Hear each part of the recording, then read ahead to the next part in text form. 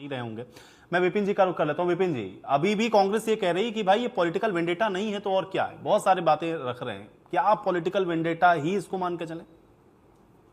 देखिए, दो बातें, फिर मैं वही अप्रोच पे बात अपने बोलूंगा, आगे विचार रखूंगा। देखिए, पहली बात तो ये है कि भाजपा की तरफ से ये उनके नेता ये बात बोल रहे हैं कि ओम प्रकाशेश्वर प्रॉपर्टीज की जो बात कर रहे हैं कि वो बीच में पिक्चर में इसलिए आए कि ताकि, क्योंकि अगर वो जमीन रॉबर्ट वाड्रा को बेच रहे हैं तो वो उनका क्लाउड जो है, रसूख है, जग जाहिर है, सबको पता है कि यहां पर तो वो रसूख को लेकर चेंज ऑफ लैंड यूज हो जाएगा। क्योंकि ये जो बात बोली जा रही है कि चेंज ऑफ लैंड यूज नहीं, एक आम आदमी को तो वो ऐसी प्रिविलेज नहीं मिल सकती।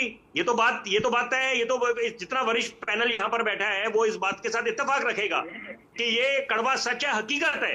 देखिए, और ये वो इसीलिए उनको बीच में डाला गया कि ताकि वहां से अगर रॉबर्ट वाड्रा बीच में है तो निश्चित बात है कि जो उनको प्रिविलेज मिल सकती है वो एक आम आदमी को नहीं मिलेगी, या जो भी रसूखदार हो देश में। पहली बात। अब दूसरी बात यह है, क्योंकि अगर हम खासतौर पे, क्योंकि आज की चर्चा है शिकोपुर पे, तो देखिए ये बात तय है, मैं ललित जी की इस बात के साथ पूरी तरह इत्तेफाक रखूंगा कि जमीन के दाम गुड़गांव में अगर तुलना करें बाकी जगहों से तो बिल्कुल दिन रात चौगनी तरक्की करी है गुड़गांव ने। आप बात करें कि पहले साइबर सिटी थी, उसके बाद अब साइबर सिटी पार्ट 2 आ रही है यहां पर, तो वो अपने आप में 150 एकड़ के आसपास। तो जमीन के दाम कहां जाएंगे? Dwarka expressway, Mumbai expressway, 4 expressway एक साथ लग रहे हैं, तो ये रोजगार भी है, काफी मल्टीनेशनल कंपनीज भी हैं। तो ये और वही बात करें कि ये भी अब लोगों को पता है कि वहां पर एक फ्लैट 100 करोड़ के कहां पर मिलते हैं। तो ये अगर ऐसी, इसको अगर हम बोले कि तरक्की कर रहा है Gurgaon, millennium city, cyber city, तो वो भी बात गलत नहीं होगी कि यहां पर उसके पीछे क्या कारण है, उसका इतनी डेवलपमेंट कैसे हुई।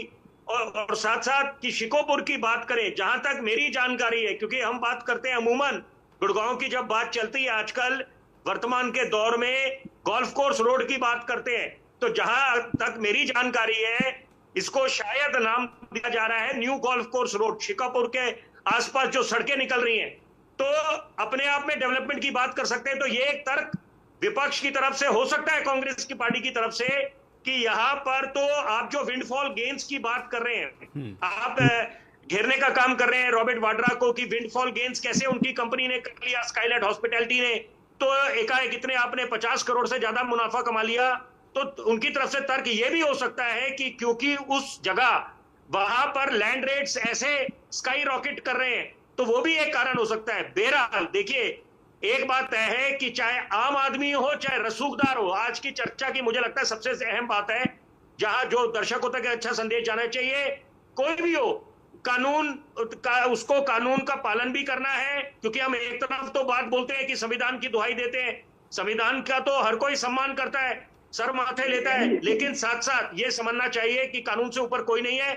और जांच एजेंसियां, सवाल यह है कि जांच एजेंसियां अगर मुस्तैदी दिखा रही है तो वो भी स्वागत योग्य है, उसकी तारीफ बनती है, लेकिन एक अच्छा संदेश जाएगा कि जांच एजेंसियां सब पे जांच होनी चाहिए। फिर जो भी जिनके खिलाफ भी अगर आरोप है तो यहां पर अंत में, ताकि एक आम आदमी जो देश का नागरिक है वो आश्वस्त हो जाए कि वाकई में बिल्कुल कोई दबाव नहीं है और निष्पक्ष होकर जांच एजेंसियां काम कर रही हैं।